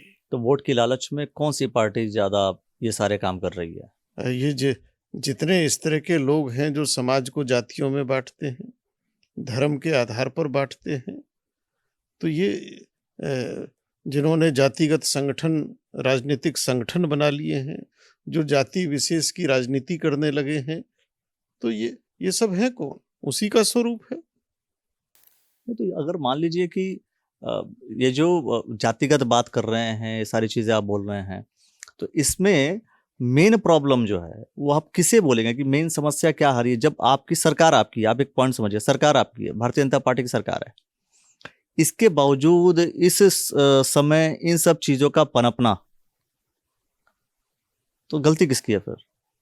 क्योंकि जब खराब चीजें होती थी, जैसे कई बार आपने भी कहा कि पिछले समय में ये खराब हुआ, ये खराब हुआ, ये खराब हुआ, और आपने सारी समस्याएं की जो जड़ है आपने मढ़ दिया कांग्रेस पार्टी के ऊपर। अभी जो समस्या जनित हो रही है, अभी जो समस्या उत्पन्न हो रही है, इन सभी समस्याओं को उत्पन्न करने के लिए या उसके पीछे का जो कारण है, आप किसके ऊपर मढ़ेंगे? जो समस्याएं यहाँ पैदा की गई, वो समस्याएं, उनकी जड़ें इतनी गहरी जा चुकी हैं कि उन समस्याओं का समाधान करने में अभी बहुत समय लगेगा। और भारतीय जनता पार्टी को भी कहीं ना कहीं जो एक संकल्प शक्ति होती है वो दिखानी पड़ेगी। अगर वो ढुलमुल रवैया रखेंगे तो इन समस्याओं का समाधान वो भी नहीं कर पाएंगे। आपको लगता है कि भारतीय जनता पार्टी अभी ढुलमुल रवैया अपना रही है? बहुत सारी चीज़ों में, जैसे हम 2014 से ही ये मांग कर रहे हैं कि जनसंख्या का कानून बनना चाहिए। जहां उन्होंने बहुत सारे अच्छे काम किए होंगे, लेकिन इस देश के लिए एक महत्वपूर्ण कानून था कि इस देश के अंदर आज हम दुनिया की 22 से 23% आबादी हो गए। 22-23% में हम अकेले हैं, हम चीन से आगे निकल गए। हमारे पास प्राकृतिक संसाधन दुनिया के केवल 3 या 4% हैं। हमारे अब इतनी जनसंख्या को खाने को भी चाहिए, पीने को भी चाहिए, चलने को, बैठने को, उठने को। आप रेल में जाइए तो भी धक्कम धक्का है, आप अस्पताल जाइए तो बाहर तक बिस्तर पड़े हैं, सड़कों पे मरीज पड़े हैं, जेल में जाओ तो जेल में रहने की जगह नहीं है। इस आबादी, इतनी आबादी हो गई है, तो ये इस राष्ट्र की मूलभूत, और प्रधानमंत्री स्वयं लाल किले से एक बार जनसंख्या के लिए बोल चुके हैं। तो जनसंख्या अपने आप में इतनी बड़ी समस्या है, उसको खाने को भी चाहिए। लेकिन बात ये है ना, कर नहीं पा रहे ना। तो अब आप सोच के देखिए, आज इतना तक पूर्ण बहुमत की सरकार होने के बावजूद अगर आज तक नहीं कर पाए, आज तक ये और समस्या का हल नहीं कर ऑलरेडी पाए, सपोर्ट पे चल रहा सिस्टम, अब कब करेंगे? तो हमारी तो सीधी मांग है कि इस देश के अंदर जनसंख्या का सख्त कानून बनना चाहिए। लेकिन वही तो मैं ये राष्ट्र की मांग है। लेकिन समस्या यही तो मैं कह रहा हूं कि जब 2 बार पूर्ण बहुमत की सरकार बने, उस वक्त नहीं बन पाई, अब तो अगली बार हो सकता है कि और सीटें कम हो जाएं। अगली बार ये बनाएंगे तो जनता इनका साथ देगी, और नहीं बनाएंगे तो जनता साथ देने वाली नहीं है। नहीं, जीतने से अगली बार 29 में जीतने से पहले बोल रहे हैं या जीतने के बाद बनाने की बात कर रहे हैं आप? मैं पहले की बात कर रहा हूं। तो जीतने से पहले, अभी अब 29 के पहले कैसे बन जाएगा जब टिका हुआ है, जब कुर्सी जो है वो कुर्सी में पाए मजबूत नहीं है? अब ये उनकी समस्या है, वो अपनी समस्या हल करें, ये हमारी समस्या नहीं है। हम देश के साधु संत हैं। इस देश के अंदर जनसंख्या का कानून बनना चाहिए। अभी रिपोर्ट निकली है, इस देश के अंदर ये देश एक भयानक बारूद के ढेर पर बैठ चुका है। मेवात हरियाणा नूहू में 408 गांव हिंदुओं से रहित हो गए हैं। जो थोड़े संपन्न हिंदू थे वो शहरों में चले गए, जो थोड़े अभाव वाले थे, मजबूरी में रह रहे थे, उनको भी वो डरा धमका कर भेज रहे हैं। और ऐसी देश के अंदर पता नहीं कितनी पॉकेट बन चुकी हैं जिनको हम मिनी पाकिस्तान कहेंगे। दुर्भाग्य से हमारा उत्तराखंड का स्वरूप भी यहीं के नेताओं ने ऐसा बना दिया है। उत्तराखंड का स्वरूप भी ऐसा ही है। और आप ये बताइए, आप जहां पर मुस्लिम आबादी बढ़ जाती है, आप उसको मिनी पाकिस्तान क्यों कह देते हैं? क्योंकि उनकी मानसिकता पाकिस्तान की है। रह रहे हमारे देश में, मानसिकता उनकी पाकिस्तानी कैसे हो जाएगी? वो कहते हैं भाई हिंदुस्तान हमारा भी है। जो ये कहता था सारे जहां से अच्छा हिंदुस्तान हमारा, वही हिंदुस्तान का नहीं हुआ। वो अल्लामा इकबाल उस हिंदुस्तान को छोड़कर पाकिस्तान चला गया। आज भी भारत में अगर ये हिंदुस्तान से प्यार करें तो ये छांगुर जैसे राक्षस कहां से पैदा हो रहे हैं, क्यों हो रहे हैं? ये किस मानसिकता की ओर? इस देश को केवल और केवल गजवाए हिंद बनाने की इनकी, ये तो अब थोड़ा बहुत योगी का, मोदी का, धामी का डंडा है कि ये 15 अगस्त 26 जनवरी को तिरंगा फहरा लेते हैं। नहीं तो ये आज भी, अरे भारत के अंदर फिलिस्तीन का झंडा क्यों फहरा रहे हैं? भारत का सांसद ओवैसी संसद में शपथ लेता है और फिलिस्तीन की जय बोलता है। हिंदुस्तान या भारत माता की जय आज तक इनके मुंह से नहीं निकलती, तो आप किस आधार पर कहते हैं कि ये भारत माता हिंदुस्तानी की जय, हिंदुस्तान जिंदाबाद उन्होंने बोला था। अभी जब ऑपरेशन सिंदूर चल रहा था उन्होंने खुलेआम बोला था। बोलना पड़ा उसे। अच्छा, जब वो बोल रहे हैं तो बोलना पड़ा। लेकिन फिलिस्तीन की जय संसद में शपथ लेते हुए, इसका अर्थ क्या है? चलिए, मोदी जी ने तो वो चाल खेली है कि बेचारों को मजबूरी में बोलना पड़ा। लेकिन और मोदी जी ने एक काम बहुत अच्छा करा है, हम क्या? उनकी इस बात के लिए प्रशंसा करते हैं कि उन्होंने ये ऑपरेशन सिंदूर के बाद 70 या 90 सांसदों का दल विभिन्न देशों में भेजे थे। अब इनकी मजबूरी होगी वहां जाकर भारत की बात करना। और वो कांग्रेस पार्टी के भी कुछ लोग थे उसमें। हाँ, उसमें थे। हाँ, लेकिन कांग्रेस पार्टी का बेचारा मुखिया, वो बेचारा बहुत परेशान है। वो जिस देश में जाता है अपने देश की बुराई करता है। तो ये कौन सा उनका राष्ट्रवाद है? भारत की सुप्रीम कोर्ट को कहना पड़ा, इससे ज्यादा और क्या हो सकता है कि भारत की सुप्रीम कोर्ट कह रही है कि सच्चा भारतीय ये भाषा नहीं बोल सकता। अभी पार्टियों को लेकर के तो देवता और राक्षस आपके मन में नहीं है? देखिए, सभी पार्टी में अच्छे लोग भी हैं और बुरे लोग भी हैं। मतलब भाजपा में देवता और राक्षस दोनों हैं? सब पार्टियों में, केवल भारतीय जनता पार्टी नहीं, कांग्रेस में भी। अब ये बात अलग है कि कुछ जगह देवत्य वृत्ति के लोग जाते हैं, हाँ, तो कुछ जगह असुर वृत्ति के लोग जाते हैं। और ये बात अलग है। और असुर वृत्ति के लोग ज्यादा कहाँ हैं? अब ये तो आप ढूंढिए कहाँ है। चलिए, मैं एक बात बता रहा हूं, कांग्रेस पार्टी का कोई भी शख्स, कोई भी नेता भारतीय जनता पार्टी ज्वाइन करते ही पाक साफ हो जाता है तुरंत। फिर आपको भी नहीं लगता कि वो व्यक्ति खराब है? आपको भी लगता होगा कि चलो अब तो भारतीय जनता पार्टी में आ गया, अब ये सारी विचारधाराएं इसको शुद्ध हो चुकी है, बढ़िया हो गया व्यक्ति वो। हम तो उस दिन मानेंगे कि वो पाक साफ शुद्ध हुआ है जिस दिन वो राष्ट्रीय स्वयंसेवक संघ ज्वाइन करेगा। मतलब सिर्फ और सिर्फ आरएसएस ज्वाइन करेगा तभी मानेंगे आप? हाँ, क्योंकि हम आरएसएस से निकले हुए हैं। हाँ, और आरएसएस पूर्णता राष्ट्रवाद का पोषक है। ठीक है, अगर भारतीय जनता पार्टी किसी शख्स ने ज्वाइन किया हुआ है लेकिन वो आरएसएस ज्वाइन नहीं किया है, क्या मानेंगे आप उसे? वो राजनीतिक आदमी है। राजनीतिक को सामाजिक या राष्ट्रीय कह देना एकदम। मतलब वो भाजपा का नेता राष्ट्र प्रेम से ओतप्रोत नहीं है, आपका मतलब?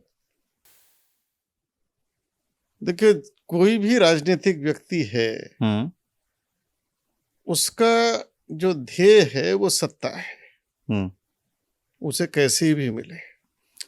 और ये इसी वजह से माना जा रहा है, ये सत्ता का एक ऐसा संघर्ष है कि यहाँ बाप को मार के बेटे बैठे हैं। तो सत्ता, हमने कभी भी सत्ताएं बदल दी है महापुरुषों ने समय आने पर, लेकिन सत्ता को समाज परिवर्तन का कभी भी आधार हमारे समाज ने नहीं माना है।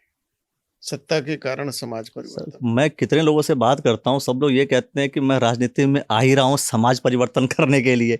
आपने तो बिल्कुल ही विरोधाभास वाली बातें कर दी। जैसे 70 साल तक कांग्रेस एक नारे पर चुनाव लड़ती रही, गरीबी हटाओ, गरीबी हटाओ। अब 70 साल तक जो बेचारे गरीब थे वो तो गरीब बने रहे। बाद में हमें पता लगा कि उन्होंने जो नारा दिया था वो उनके लिए नहीं दिया था, वो अपने लिए दिया था, और उन्होंने अपनी गरीबी मिटा ली। कांग्रेस ने अपनी गरीबी मिटाई।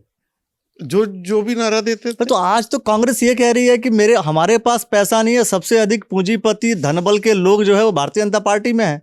अभी कांग्रेस ने जिस एजेंसी ने ट्रंप का चुनाव लड़ाने का कॉन्ट्रैक्ट लिया था जी, उस एजेंसी को हजारों करोड़ रुपए में वो हायर की गई थी। ये जो 2000 कौन सा 23 का 24 का चुनाव हुआ, 24 के चुनाव में, कि किस प्रकार से मोदी जाए और कांग्रेस आए। वो हजारों करोड़ अगर उनकी गिनती में कुछ भी नहीं है तो हम मान लेंगे भाई गरीब पार्टी हो गई है। भारतीय जनता पार्टी के खाते का अगर आप पैसा देखेंगे तो इतना है, कांग्रेस इतने पे बची है फिलहाल। अगर आप संगठन का जो पैसा देखेंगे भारतीय जनता पार्टी के खाते में देखेंगे, ये तो उनके जो वो है क्या नाम सीए वगैरह वही बता पाएंगे, हमें तो इससे कुछ। लेकिन कांग्रेस अभी भी बहुत बड़ा एक टीम, आज ही मैं पढ़ रहा था, कोई एक अंग्रेज है जो उसको मैनेज करता है, राहुल के साथ ही रहता है, कि किस तरह से विदेशों के अंदर भारत की छवि को खराब किया जाए, और उसके पीछे भी हजारों करोड़ रुपए का खर्चा हो रहा है। देश के अंदर हम रोज सुनते थे कि आज 2G घोटाला हो गया, तो आज 4G हो गया, कि इतने जी हो गया, कि कोयला घोटाला हो गया, कि ये घोटाला हो गया, कि ये घोटाला हो गया। कम से कम कुछ दिन से देश के अंदर ये तो शांति है कि कोई ऐसा घोटाला नहीं हो रहा कि हाँ कान पक जाएं सुनते सुनते। तो ये जो घोटाले हुए अभी आजकल आप घोटाले मतलब घोटाला के बारे में आप सुन नहीं रहे हैं, आप तक पहुंच नहीं रही है? नहीं, इतने बहरे तो हम नहीं है। पहुंच रही है आपके पास? कोई घोटाले घोटाले खत्म हो गए आपके हिसाब से? कोई भी ऐसा घोटाला उभर के नहीं आ रहा। अभी राहुल गांधी जी ने कह दिया कि इतना बड़ा घोटाला है जो वोटर आईडी कार्ड को लेकर के कि फर्जी वोट्स बना दिए गए, कुछ वोटर्स हटा दिए गए अपने मन मुताबिक। तो ये तो सबसे बड़ा घोटाला तो यही है कि आप इंसान को ही हटा दीजिए, वोट में ही लेकर के मत आइए। चुनाव आयोग का मैंने बयान पढ़ा है जी कि राहुल जी बोलते ही रहेंगे या कोई प्रमाण भी देंगे। और राहुल जी ने एक रास्ता अपनाया है कि जिस समय जिन्ना थे तो जिन्ना रोज एक आरोप कांग्रेस पे लगाते थे, महात्मा गांधी और इन सब पे लगाते थे। कई बार कांग्रेस ये कहती है साहब हमने देश की आजादी लड़ी। अरे भाई, कांग्रेस की तो स्थापना उस समय पूरे देश ने मिलकर की थी जी, और सब उसमें थे।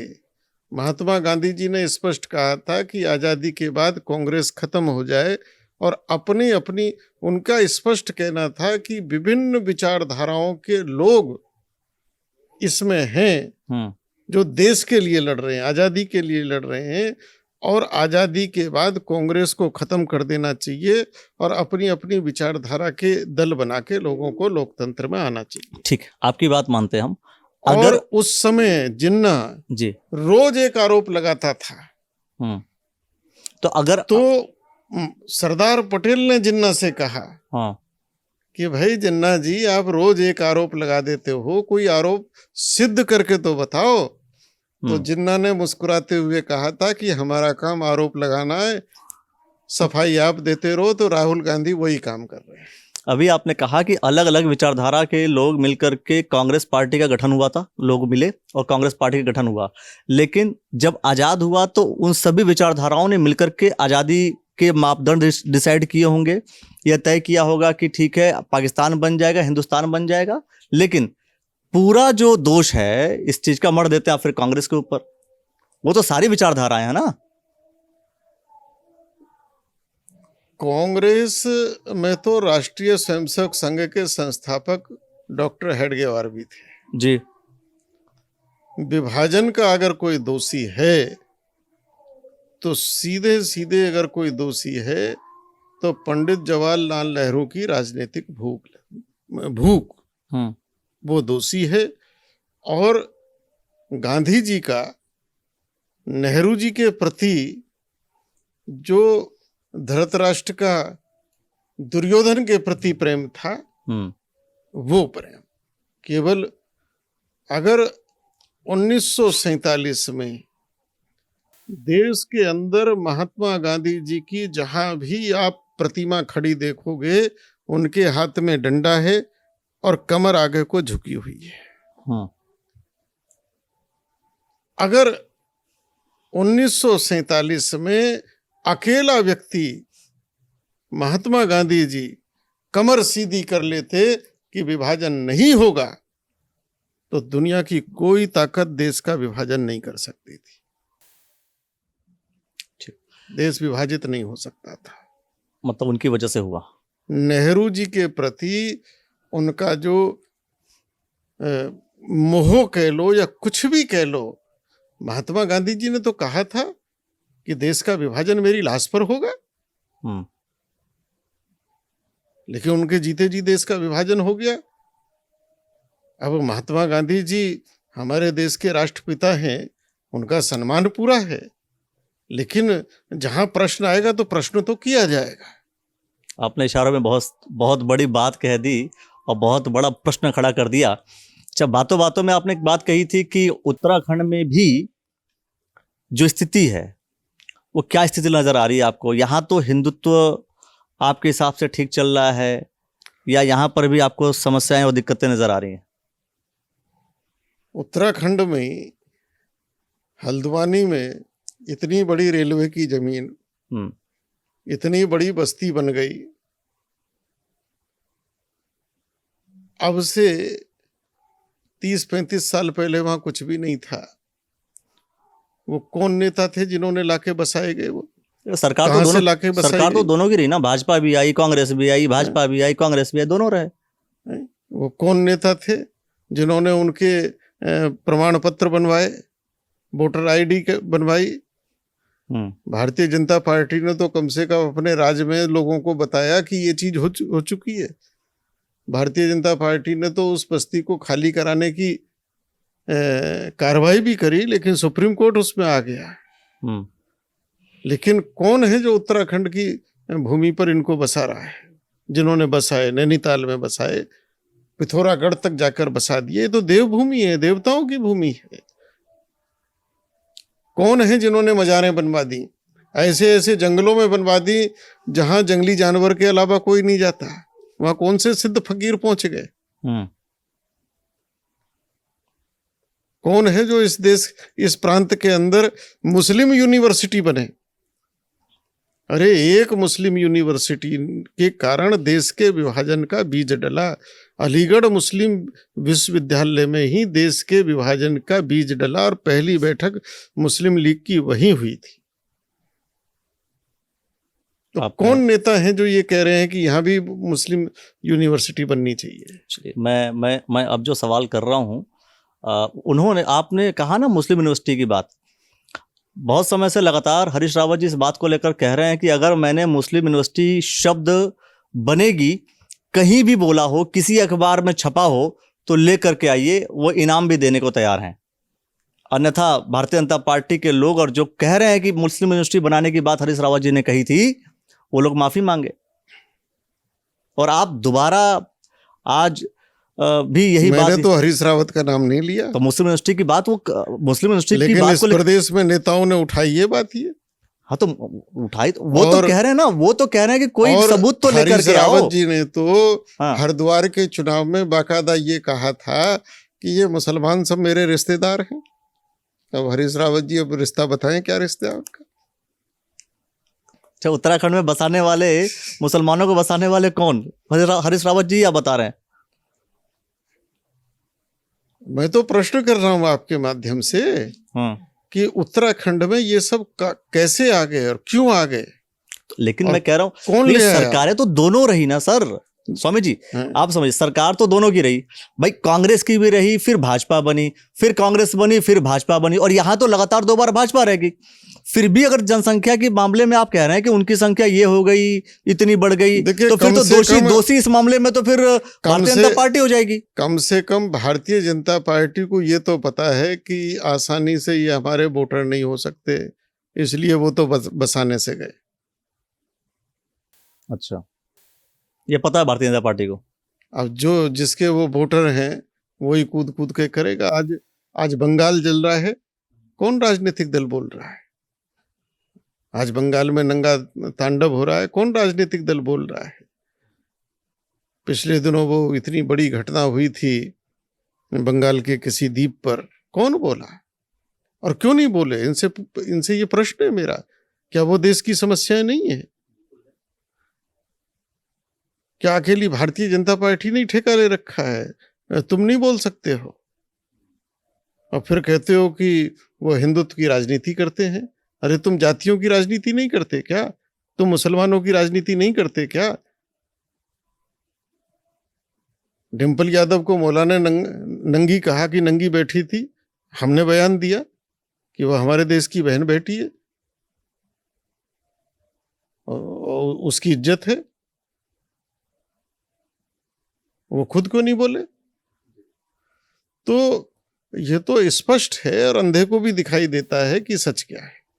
अच्छा, जैसे अब ये अगर हम आपकी बात करें तो यहाँ पर तो जो भी मुख्यमंत्री बनता है आता ही है, मुलाकात भी होती है, आपकी तस्वीरें जो है भाई नरेंद्र मोदी जी के साथ हैं, तमाम जो बिल्कुल जितने बड़े बड़े राष्ट्रीय नेता हों, उत्तराखंड के जो प्रदेश के नेता हों, वो सभी लोग आते हैं। मतलब कभी कभी तो मुझे महसूस होता है कि शायद ये राजनीतिक अखाड़ा है या कौन सा अखाड़ा है। बहरहाल सवाल ये है कि अगर हिंदुत्व की हम बात करें तो हिंदुत्व के लिए सबसे अधिक काम उत्तराखंड में किस नेता ने किया है या किस सीएम ने किया है?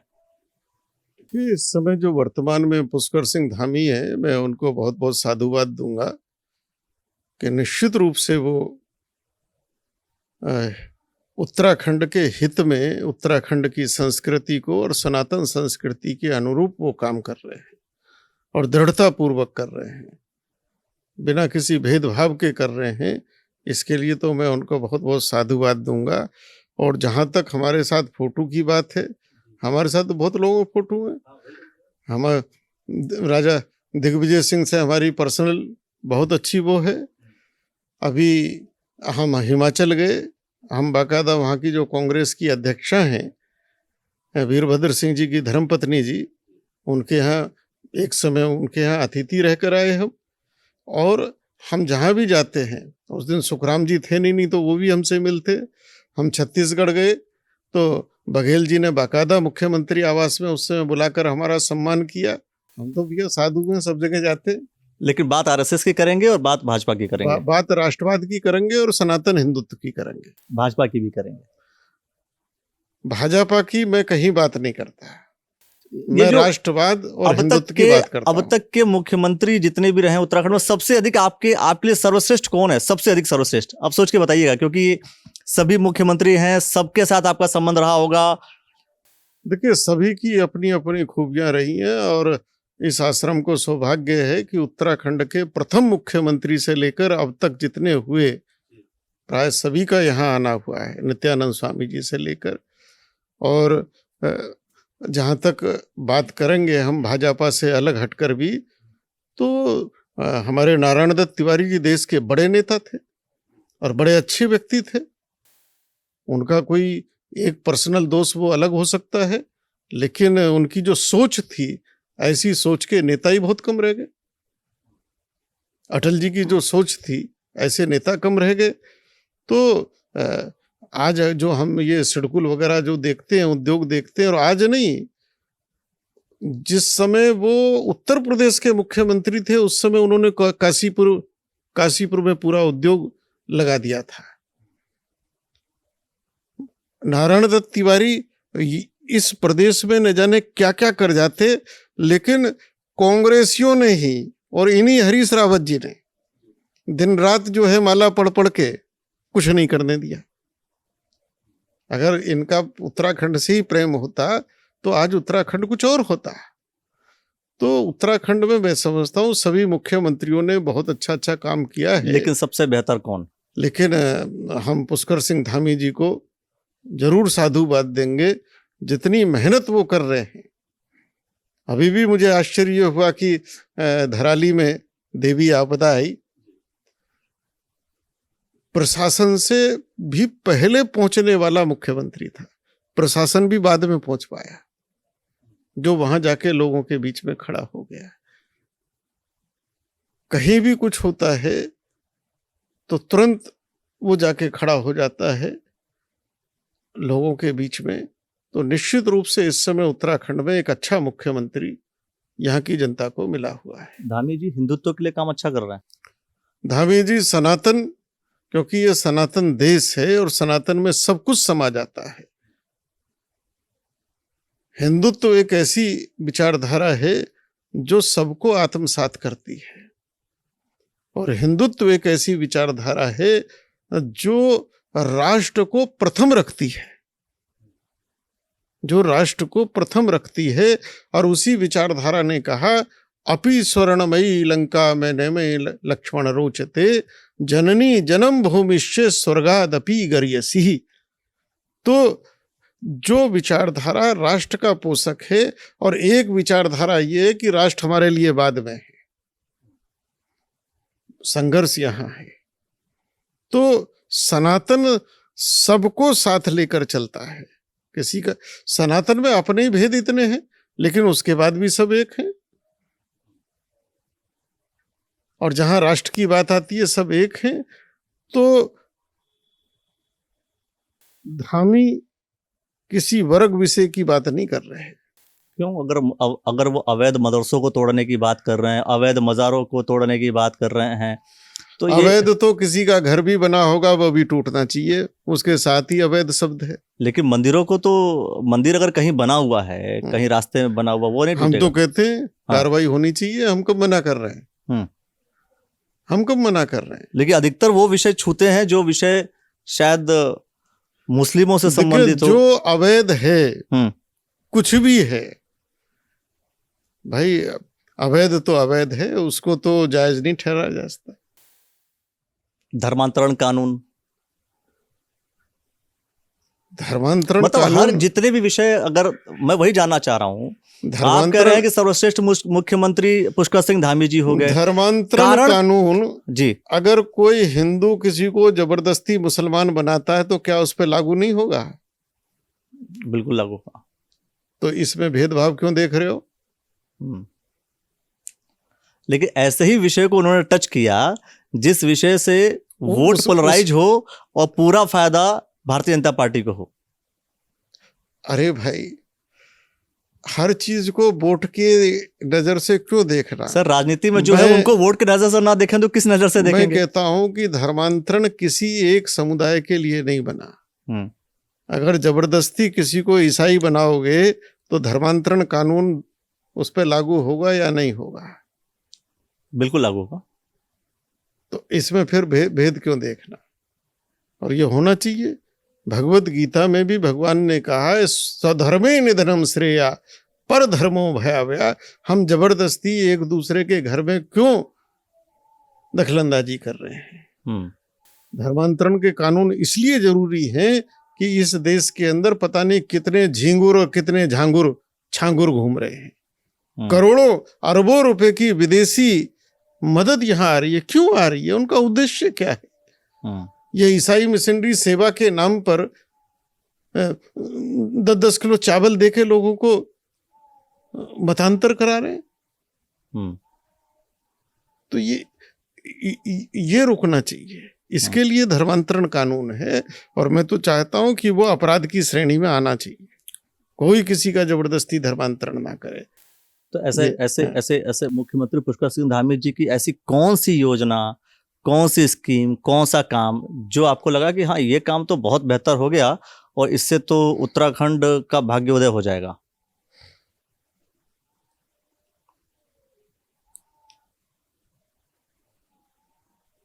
उत्तराखंड में बहुत सारी उन्होंने योजनाएं बनाई हैं। जैसे उन्होंने देश में प्रथम राज्य है जिसने समान नागरिक कानून की बात करी जी। तो ये कुछ ऐसे मूलभूत मुद्दे हैं जिनसे किसी भी समाज, किसी भी राष्ट्र की जड़ मजबूत होती है। लेकिन उसमें भी उसका भी विरोध जो है कांग्रेस पार्टी ने किया, और उसमें भी यह बताया गया कि यह मुस्लिमों के खिलाफ है। अगर समान नागरिक कानून की बात हो रही है कि सबके समान अधिकार, सबके समान कर्तव्य, तो ये किसी के विरोध में कैसे हो गया भाई? नहीं, उनका जो वो तो उनकी तो मानसिकता ये है कि उनका प्रधानमंत्री तो कहता था हम्म, कि इस देश के संसाधनों पर पहला अधिकार मुसलमानों का है, जी। तो ये कोई बात हुई क्या? हम्म, बाकी हैं? जो समानता की बात कर रहा है उ- उस पर आप प्रश्न खड़ा कर रहे हो, हम्म, और जो बयान ये दे रहे हैं उन पर कोई प्रश्न खड़ा नहीं हो रहा है। हम्म, तो दुख यहां होता है। मैं तो कहता हूं इस देश के अंदर कोई अल्पसंख्यक नहीं है और कोई बहुसंख्यक नहीं है, सब भारतीय, सबके समान नागरिक कानून होने चाहिए, सबके समान कर्तव्य होने चाहिए, ये भेदभाव मिटना चाहिए। तो यूसीसी बेहतर है आपके लिए? बिल्कुल, निश्चित। संयुक्त राष्ट्र संघ ने अल्पसंख्यक की जो परिभाषा दी थी, हम्म, वो दी थी कि कोई भी समाज अपने देश, अपनी मिट्टी, अपने नागरिक अधिकारों से अगर वंचित हो जाता है और किसी दूसरे देश में जाकर शरणार्थी बनकर रहना पड़ता है, आश्रित होकर रहना पड़ता है, वह अल्पसंख्यक है। हम्म, उस दृष्टि से भारत में केवल फारसी समाज और तिब्बती समाज, करेक्ट। वो अल्पसंख्यक है। बाकी लोगों को अल्पसंख्यक से हटा देना चाहिए। है ही नहीं, अल्पसंख्यक किस बात के? हम्म, सबके समान कानून अधिकार हैं, सबके समान कर्तव्य हैं। क्या किसी मुसलमान को यहाँ नौकरी नहीं मिलती क्या? क्या उसे वोट डालने का अधिकार नहीं है? वो किस अधिकार से वो वंचित है? या जितने भी अल्पसंख्यक हैं वो किस अधिकार से वंचित हैं? हम्म, और जो वास्तव में अल्पसंख्यक हैं, यहाँ का तिब्बती और जो फारसी समाज है, उसने तो बेचारे ने आज तक जो है कोई डिमांड नहीं करी, और वो भारत की अर्थव्यवस्था में भी बहुत बड़े सहायक हैं। जैन धर्म के लोग हैं, वो भी उनको लेकर के भी बात की जाती है। मैं तो कहता हूँ जैन तो सनातन का एक भाग है। बिल्कुल सही बात। इस व्यवस्था के चलते कल को तो हम साधु कहेंगे कि भैया हम अल्पसंख्यक है, इस देश के अंदर हमारी गिनती बहुत कम है, हमें अल्पसंख्यक का दर्जा दो, मलाई चाटने को मिले। मलाई चाटने, आप ये जो बातें हैं जो निकल करके आती हैं, आप लोग जो आप बोलते हैं, ये अधिकतर ऐसा तो नहीं कि चूंकि सरकार भाजपा की है, नरेंद्र मोदी जी चूंकि प्रधानमंत्री हैं, धामी जी यहाँ पर मुख्यमंत्री हैं, तो शायद ये सारी बातें हिंदू मुसलमान को लेकर के खुले तौर पर आप लोग बोल पाते हैं? हम तो शायद इस समय उतना ना बोल पाते हो जितना पहले बोल लेते थे। अच्छा। क्योंकि पहले मुद्दे भी बहुत ज्यादा होते थे। भारतीय जनता पार्टी में कम से कम एक अच्छाई है, आज प्रधानमंत्री आवास योजना है। आप आंकड़े उठा के देख लीजिए किसको सबसे ज्यादा मिल रहे हैं। आज सरकार की आयुष्मान योजना है, आप अस्पताल में जाकर आंकड़े दे लीजिए, वहां अगर कहीं भेद किया हो भारतीय जनता पार्टी ने, तो भारतीय जनता पार्टी ने कहीं भी मुसलमानों को गाली देने का काम करा हो तो कोई बताओ, लेकिन दूसरे दलों ने हिंदुओं को तो खूब गालियां दी हैं। चलिए, 2027 की अगर हम बात करें उत्तराखंड में, एक भविष्यवाणी मैं चाह रहा हूं कि आप कर दीजिए आज, और बता दीजिए कि 2027 में सरकार किसकी बनेगी उत्तराखंड में, और मुख्यमंत्री भी कौन बनेगा? पुष्कर सिंह धामी जिस दिन मुख्यमंत्री बने थे जी, और मैं उनकी एक खूबी ये भी है कि उन्हें संतों से प्रेम है और वो बराबर साधु संतों से मिलते रहते हैं। गुरु पूर्णिमा पे भी प्राय उत्तराखंड के सभी प्रमुख संतों को उनकी तरफ से चादर जाती है सम्मान में। जी। उस समय मुंह से निकला था कि 12 साल तक मुख्यमंत्री रहोगे, अब देखते हैं कब तक रहेंगे। अच्छा, आपने कह दिया था 12 साल तक रहे? 12 साल तक का हमने आशीर्वाद दिया था। हाँ। हम महादेव से प्रार्थना करते हैं कि 12 साल तक तो कम से कम बने रहें, उसके बाद फिर आगे दिल्ली का भी रास्ता है। तो दिल्ली का रास्ता तय कराने की बात कर रहे हैं आप धामी जी के लिए? हर एक राजनीतिक दल का प्रदेश से फिर दिल्ली की तरफ रास्ता होता है। हाँ, और 27 की इस हिसाब से 27 भी आपने तय कर लिया फिर तो? अभी तक तो सारे जो हवा है, कोई भी ऐसा कारण नहीं दिखाई दे रहा जो भारतीय जनता पार्टी की इस प्रचंड आंधी को रोक सके। मतलब 2028 तक आपके हिसाब से मुख्यमंत्री धामी जी रहेंगे? विपक्षी दलों को मैंने 5 साल पहले भी बोला था, मैं आज फिर आपके सामने दोहरा रहा हूं, भारत की राजनीति ने करवट बदली है। हम्म, और करवट ये बदली है कि इस देश के अंदर अब धर्म के आधार पर बांटकर, जाति के आधार पर बांटकर, भाषा के आधार पर बांटकर जो राजनीति थी वो नहीं चलेगी। इस देश के अंदर जो सनातन का सार्वभौमिक सिद्धांत है, हम्म, जो सबको सम्मान देता है, सबको आदर देता है, जो वसुधैव कुटुंबकम की बात करता है, तो अब समय उस सार्वभौमिक सिद्धांत का है और राष्ट्रवाद का है। जो जितना अधिक राष्ट्रवाद की बात करेगा हम्म, वह राजनीति में आगे बढ़ेगा। और जो इन मुद्दों इन विषयों से अलग हटेगा और उसी पुरानी परंपरा पर कि जो अंग्रेज यहाँ बात चला गए कि हाँ समाज को बांटे रहो, राज करे जाओ, वो निरंतर गर्त में जाते रहेंगे।